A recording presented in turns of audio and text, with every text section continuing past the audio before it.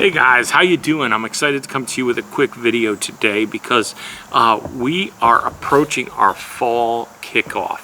I can't believe that summer is coming to an end. Kids are going back to school this week. Ashford School is going back.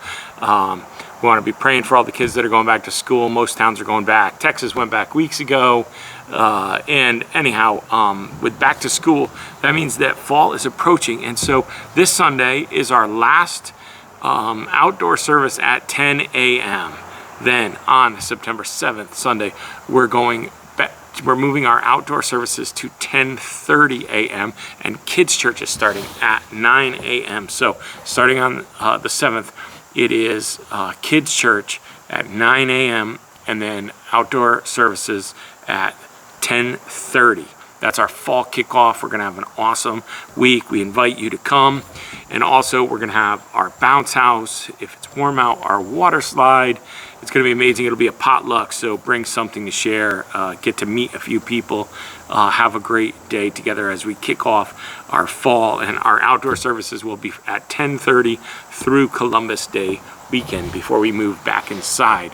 I'm really excited about the message I want to give to you quickly today, and I want to talk about we talked about anchoring our soul and finding an anchor to our soul, because the storms in life are crazy. How many of you have been watching videos of the Hurricane Aaron's riptides, right? The waves have been unbelievable. It's been amazing.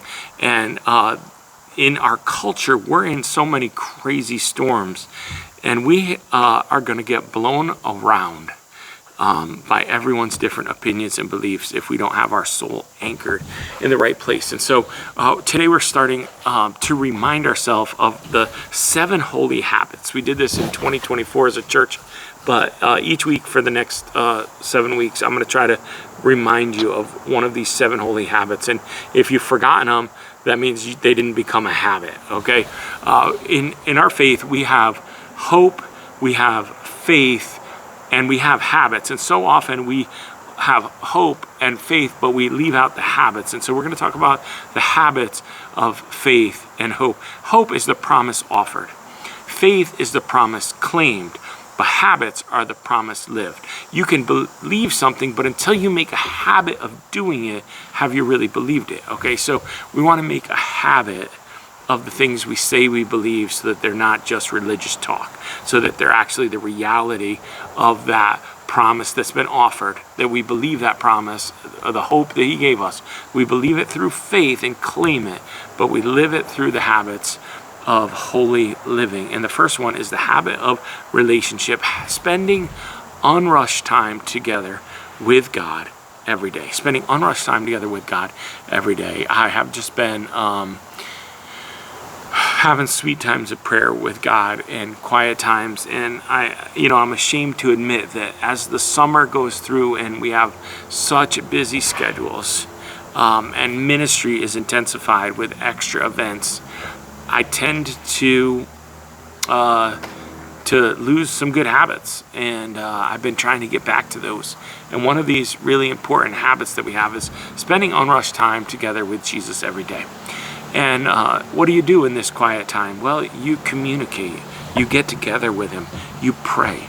You read the word. Just this week, as we were reading the word, I got so many revelations, so many scriptures that just stood out to me. Scriptures that were important for me and myself. Scriptures that were important for me and my family. Some scriptures that I even shared with some of the men from our church.